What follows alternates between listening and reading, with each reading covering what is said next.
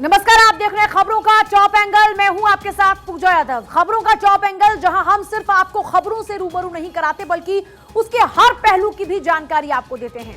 हमारे लिए खबर का मतलब शोर नहीं, बल्कि आपको उसके हर पहलू से अवगत कराना है, जो ना तो आपको किसी चैनल पर दिखाया जाता है और ना ही खबर के उस एंगल को कहीं समझाया जाता है जिसे आप जानना चाहते हैं। खबरों के टॉप एंगल में आज सबसे पहले बात होगी जोशीमठ की, जहां पर कुदरत के कहर से करीब 17,000 लोग प्रभावित हो चुके हैं। पीड़ितों को राहत और पुनर्वास के लिए उत्तराखंड की धामी सरकार ने केंद्र की मोदी सरकार से मदद की गुहार लगाई, तो पीएम मोदी ने निर्देश दिए और उनके निर्देशन पर पीएमओ का पूरा महकमा एक्शन में आ गया, जिससे जोशीमठ के सैकड़ों परिवारों की जो उम्मीद है वो बंद गई। जबकि दूसरी खबर जो आपको बताएंगे वो है बिहार के नीतीश कुमार की, जो इन दिनों समाधान यात्रा पर निकले हैं, लेकिन उनकी यह समाधान यात्रा समस्याओं में लगातार आगे बढ़ रही है, क्योंकि समस्याओं के रोड़े एक एक कर उनके कैबिनेट के पुराने सहयोगी और आरजेडी विधायक सुधाकर सिंह बिछाने में लगे हुए हैं। तो वहीं तीसरी खबर चीन की है, जहां पर ड्रैगन ने एक ऐसा फैसला लिया जिससे दुनिया में कोरोना फैलने का खतरा कई सौ गुना बढ़ गया, क्योंकि चीन ने 2020 से लगे तमाम प्रतिबंध हटा लिए हैं। आगे आपको खबरें बताएंगे तमाम।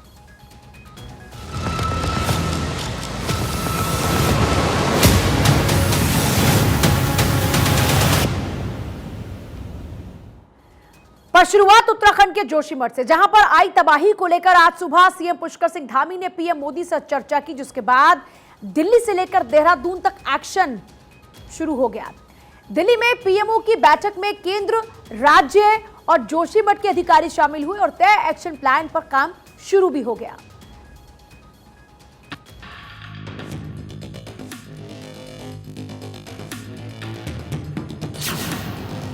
उत्तराखंड के जोशीमठ में दरार, मोदी का एक्शन प्लान तैयार। पहाड़ पर बेहिसाब तकलीफ का दर्द प्रधान सेवक तक पहुंचा, तो जोशीमठ की दरारों में दफन हो रहे वहां के लोगों की उम्मीद को सहारा मिल गया। प्रधानमंत्री मोदी से फोन पर बात करने वाले उत्तराखंड के सीएम पुष्कर सिंह धामी को केंद्र से हर संभव मदद का भरोसा मिला।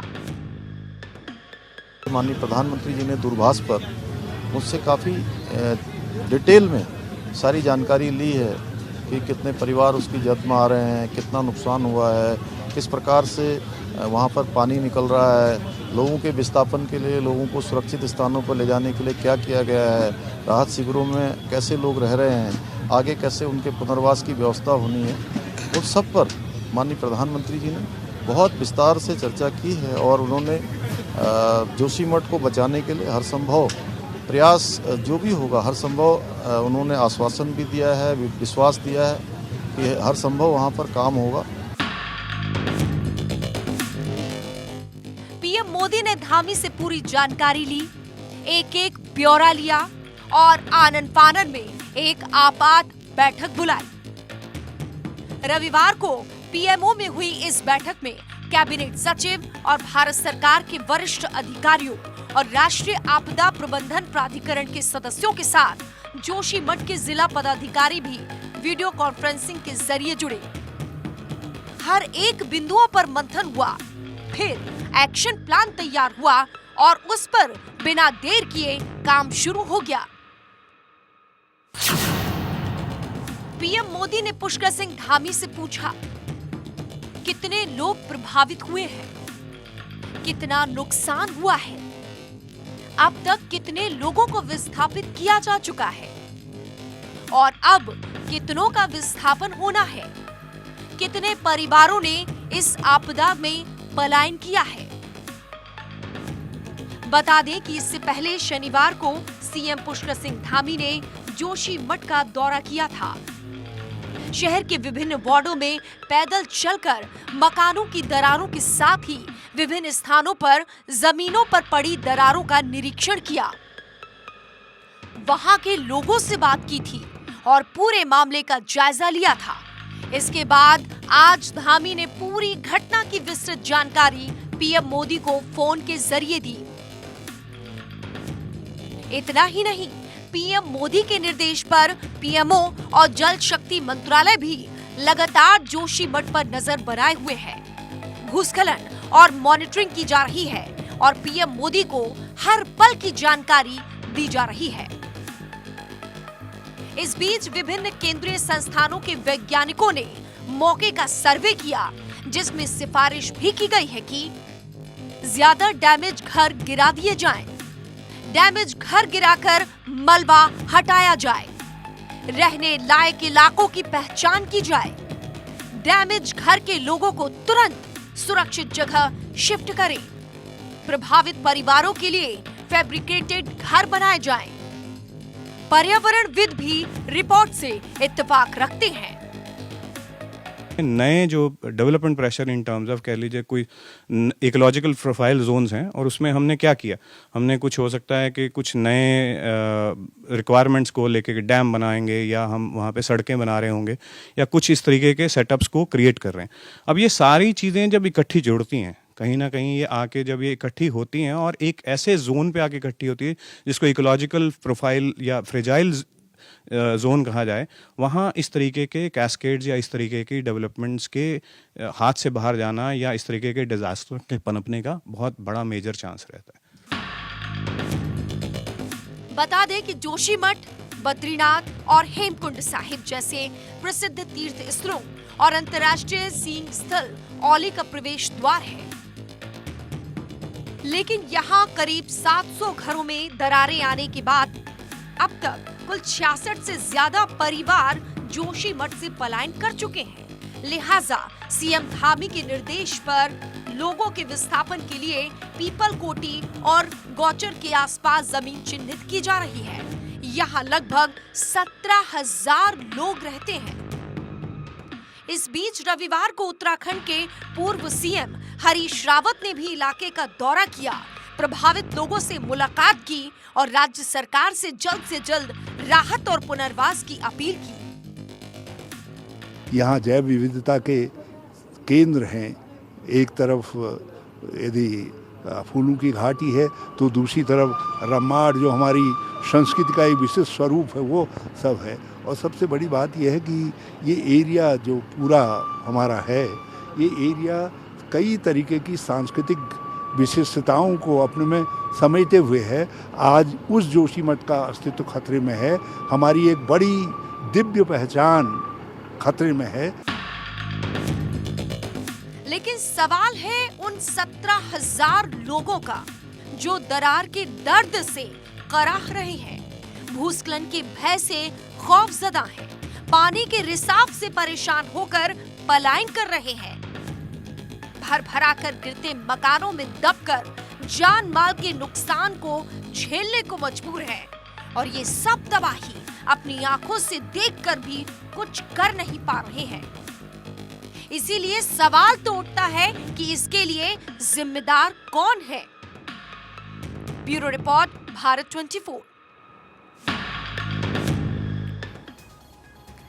देखिए, सवाल तो उठता है कि आखिर इसके लिए जिम्मेदार कौन है, और जिस एक्शन प्लान पर तत्काल काम शुरू हो चुका है उसका जिक्र भी हम करेंगे, क्योंकि हम बात अब खबर के टॉप एंगल की कर रहे हैं। तो जोशीमठ में रिस रहे पानी के मूल स्रोत का पता लगाने के लिए नेशनल इंस्टीट्यूट ऑफ हाइड्रोलॉजी को जिम्मा दिया गया है। जोशीमठ की वहन क्षमता का तकनीकी अध्ययन करने के लिए आईआईटी की टीम भी जाएगी। वहां मिट्टी की पकड़, भूचरण को जानने के लिए विस्तृत भू तकनीकी जांच भी होगी। जरूरत पड़ी तो नींव की रेट्रोफिटिंग का भी अध्ययन होगा। ये काम भी आईआईटी रुड़की ही करने वाला है।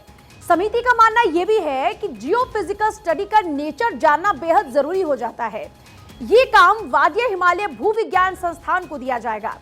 वहां हो रहे भूकंपन की रियल टाइम मॉनिटरिंग भी होगी। इसके लिए वहां पर सेंसर लगाए जाएंगे। हिमालय भूविज्ञान संस्थान इसके लिए काम करेगा। असुरक्षित भवनों से शिफ्ट किए गए प्रभावितों के लिए स्थायी शिविर तैयार होंगे। स्थायी शिविर तैयार करने का जिम्मा सीबीआरआई को दिया जाएगा। तो आप समझ सकते हैं कि इस वक्त जो संकट काल आया है, इस संकट काल से निपटने के इंतजामात हो रहे हैं। साथ ही साथ ये आखिर संकट आया क्यों है, इस पर भी विस्तृत जानकारी जुटाई जा रही है। आफत भले ही जोशीमठ में आई हो, लेकिन खौफ पूरे पहाड़ पर है। इसकी वजह भी है क्योंकि जिस जोशीमठ को लेकर मिश्रा आयोग की रिपोर्ट की अनदेखी की गई थी, वही अब पहाड़ के बाकी हिस्सों में भी देखने को मिल रही है। यानी कि पहाड़ों की तलहटी में निर्माण कार्य इसी का नतीजा है कि अब भारत चीन सीमा पर बसे गांव और आईटीबीपी के मुख्यालय पर भी खतरा मंडरा रहा है। ये ग्राउंड रिपोर्ट देखिए।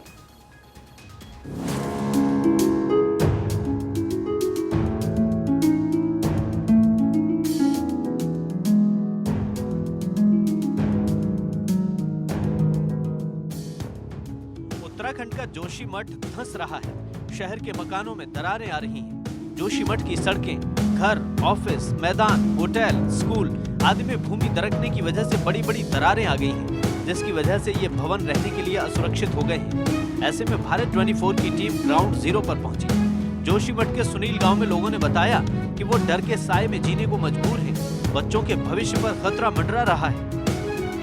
प्रकृति का ये नियम है कि जब जब भी मनुष्य ने आविष्कार करने की कोशिश की है, तब और प्रकृति के साथ छेड़छाड़ करने की कोशिश की, प्रलय आई है। और उस प्रलय में जान बेकसूर लोगों की भी चली गई, जिसका इसके पीछे कोई भी मकसद नहीं था। हम इस वक्त पहुंचे सुनील गांव, और जैसे कि भारत 24 ने आपको बताया था, सुनील गांव डेंजर जोन में आता है। आपको यहाँ पर साफ तौर पर लिखा हुआ दिखाई दे रहा होगा, दैवीय आपदा से प्रभावित मॉडल बस्ती सुनील। हम इस वक्त सुनील में हैं और इसको डेंजर जोन घोषित किया गया है। यहाँ पर कई सारे ऐसे गांव हैं, कई सारी ऐसी जगह हैं जहां पर लोगों के घरों में दरारें आ चुकी है, और लगातार भारत 24 आप तक तस्वीरें भी पहुंचा रहा है। लोगों के सामने उनका घर संसार बचाने की चुनौती है, तो प्रशासन की चेतावनी के बाद जोशीमठ के सिंहधर इलाके में किराए के मकान में रहने वाले लोग पलायन कर चुके हैं।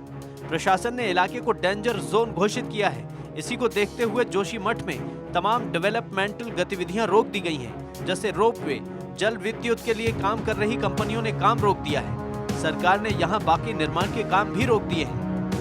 जोशीमठ से जो तस्वीरें लगातार आप देख रहे हैं, इसकी अगर बात की जाए तो इसके पीछे दो कारण हैं। दो कारण क्या? एक आप देखिए मेरी लेफ्ट हैंड साइड पर, ये है चार धाम ऑल वेदर रोड। कहा जाता है कि चार धाम ऑल वेदर रोड बन जाने से, ऑल वेदर यानी कि हर सीजन में आप चार धाम जा सकते हैं। लेकिन देखिए यहाँ पर किस तरह से पहाड़ों की कटाई हो रही है।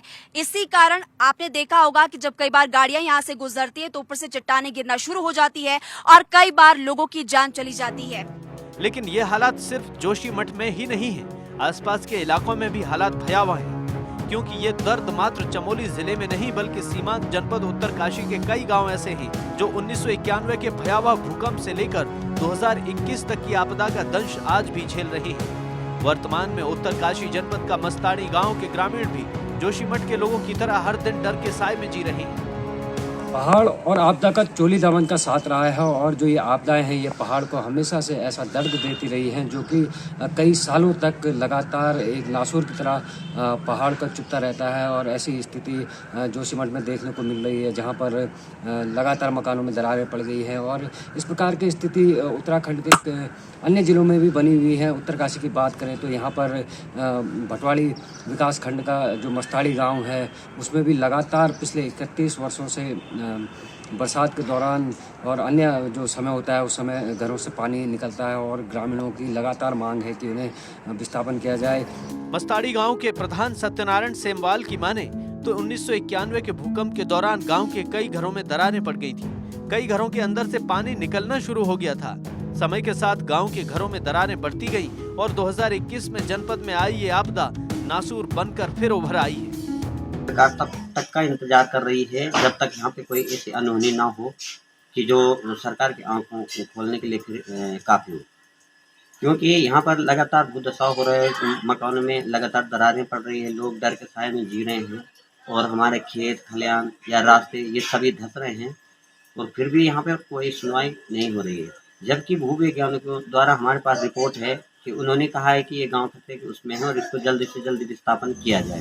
बता दें कि उत्तरकाशी में 2012-13 की आपदा में कई गांव भूस्खलन की चपेट में आ गए थे, जिसमें भारत चीन अंतर्राष्ट्रीय सीमा पर बसा भटवाड़ी विकासखंड मुख्यालय में भारी तबाही हुई थी। लेकिन आज तक यहां भी विस्थापन का काम पूरा नहीं हुआ है। जिला आपदा प्रबंधन अधिकारी देवेंद्र पटवाल कहते हैं कि मस्ताड़ी में जमीन के नीचे पानी होने की वजह से वहां पर ये समस्या पैदा हुई है। जो हमारे गांव में भूस्खलन या इस टाइप से आपदा से प्रभावित गांव हैं उनका जियोलॉजिकल सर्वे किया गया है और कुछ गांव जैसे भटवाड़ी है और इस हिसाब से कांसी बड़ी थी, इस टाइप से कुछ गाँवों का विस्थापन के लिए पैसा भी अलॉट हुआ है और उनको एक प्रथम किस्त जारी कर दी गई भवन बनाने के लिए। जाहिर है ये समस्या महज जोशीमठ की नहीं, उन इलाकों की भी है जहां प्रकृति ने पहले कहर बरपाया था।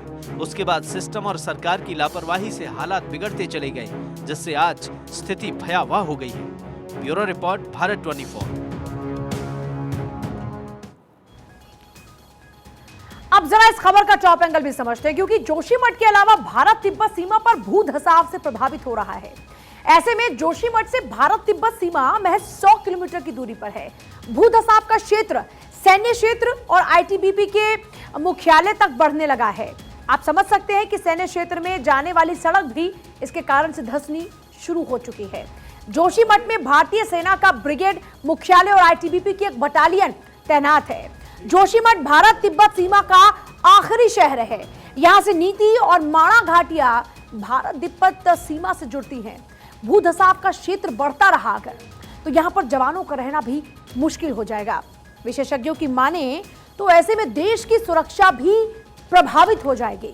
तो आप समझ सकते हैं कि ये समस्या तेजी के साथ आगे बढ़ रही है और ये समस्या हमारी सुरक्षा पर भी भारी पड़ सकती है।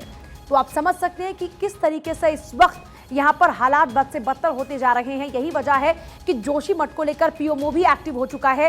एक तरफ जहां लोगों को बसाने का सिलसिला कहीं और जारी है, तो दूसरी तरफ इससे बचने की कोशिशें भी लगातार जारी हैं कि किस तरीके से इसे बचा जाए और इसको रोका भी जाए। वहीं आगे बढ़ते बिहार के मुख्यमंत्री नीतीश कुमार इन दिनों अपने सियासी करियर के सबसे नाजुक मोड़ से गुजर रहे हैं।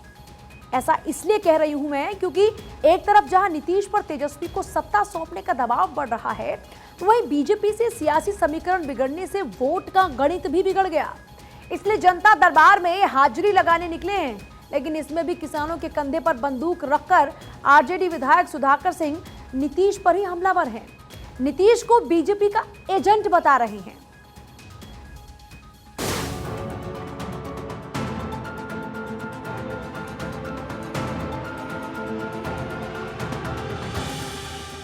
नीतीश कुमार का नया चेहरा, सुधाकर सिंह ने खोला मोर्चा। बिहार की राजनीति में अंदर खाने सुशासन बाबू के लिए सियासी कब्र खोदी जा रही है और ये कब्र कोई और नहीं बल्कि उनकी पार्टी के नेता और विधायक खोद रहे हैं। जिस पार्टी के भरोसे नीतीश कुमार फिलहाल बिहार की सत्ता पर काबिज हैं और 2024 में दिल्ली की सत्ता के शिखर पर पहुंचने का दिवा स्वप्न देख रहे हैं, इसलिए पहले इस खबर की जड़ को समझते हैं। जो बयान दिया था मैंने, वो संदर्भ के भीतर बयान दिया था। वो संदर्भ को अगर दिखाइएगा तो इन शब्दों का अर्थ बिहार की जनता को भली भांति समझ में आएगा। लेकिन चूंकि संदर्भ को लोगों ने हटा करके केवल 2 शब्दों का ही केवल दिखाना, इससे पूरी बात विमर्श से उतर गया। ये हैं आरजेडी के विधायक सुधाकर सिंह, जो कभी बिहार कैबिनेट में नीतीश के सहयोगी थे, लेकिन अपने बड़बोलेपन की वजह से ही कृषि मंत्री की कुर्सी सुधाकर सिंह को छोड़नी पड़ी थी। तब से ही वो लगातार नीतीश कुमार पर हमलावर हैं, लेकिन अब नीतीश को बीजेपी का एजेंट बता रहे हैं। नीतीश की समाधान यात्रा को बेतुकी करार दे रहे हैं। नीतीश को शिखंडी और नाइट वॉचमैन बता रहे हैं, लेकिन पार्टी कार्रवाई के लिए लालू यादव के सिंगापुर से आने का इंतजार कर रही है। कि महागठबंधन जो है वो भाजपा के खिलाफ बना है और महागठबंधन में किसी महागठबंधन का जो नेतृत्व कर रहे हैं, जो नेता हैं, अगर कोई ऐसी टिप्पणी करता है तो वो भाजपा की नीतियों का समर्थन करता है। ऐसे में सवाल ये कि आरजेडी के प्रदेश अध्यक्ष जगदानंद सिंह के बेटे और विधायक सुधाकर सिंह किसी के लिखी स्क्रिप्ट पर बयानबाजी कर रहे हैं। इसे अब जरा आप समझने की अगर कोशिश करते हैं तो जरा समझिए, तेजस्वी की चेतावनी के बावजूद सुधाकर सिंह की बयानबाजी जारी रहने पर अब सवाल उठ रहे हैं। सवाल 2 तरह के। पहला कि कहीं तेजस्वी की शह पर सुधाकर बयान तो नहीं दे रहे। दूसरा, क्या सच में बीजेपी ने सुधाकर की बयानबाजी का स्क्रिप्ट तैयार किया है?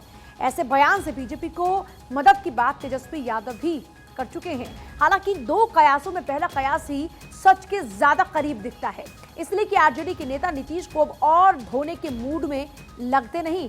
जेडीयू के महागठबंधन के साथ आने के पहले क्या डील हुई थी, ये तो नीतीश, तेजस्वी और लालू को ही पता होगा, लेकिन तब राजनीतिक गलियारे में ये चर्चा जोरों पर थी कि नीतीश कुमार बिहार की गद्दी तेजस्वी को सौंपकर केंद्र की राजनीति में जाएंगे। नीतीश विपक्ष को गोलबंद करेंगे। इससे यह भी समझा जा सकता है कि जब से नीतीश ने 2025 का चुनाव तेजस्वी के नेतृत्व में लड़ने की बात कही है, तभी से सुधाकर सिंह और अधिक हमलावर हुए हैं।